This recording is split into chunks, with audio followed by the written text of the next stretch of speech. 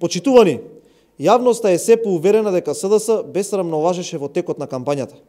Тие покажуваа важно душегрижништво и ветуваа брда и долини, а сега кога се на власт прават сосема спротивно. СДС, Заев, Богоев, Атанасов и другите лицемери во СДС ветуваа изградба на студентски град во Скопје со фитнес сали, библиотеки, читални, киносали, ресторанти, па дури и нови студентски домови во Битола, Штип и Тетово. Да биде уште поочигледна нивната лага, тие за во Штип ветуваа студентски кампус за сместување до 300 легла и тоа до крајот на 2017 година.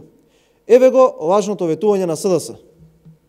Новата влада на СДСМ ќе ги има студентите на врвот на листата на приоритетите. Ние гарантираме дека после промената на власта во декември, студентите ќе добијат нов, модерен универзитетски кампус и тоа до крајот на 2017 година. За тоа, колку им биле приоритет студентите и нивниот стандард, говори фактот што со неновата пренамена на средства, или ако сакате, мини ребаланс, кој на брзина и тајно го прекрои владата на Заев, беа скратени уште 55 милиони денари или скоро 1 милион евра од средствата предвидени за изградба на студентски домови.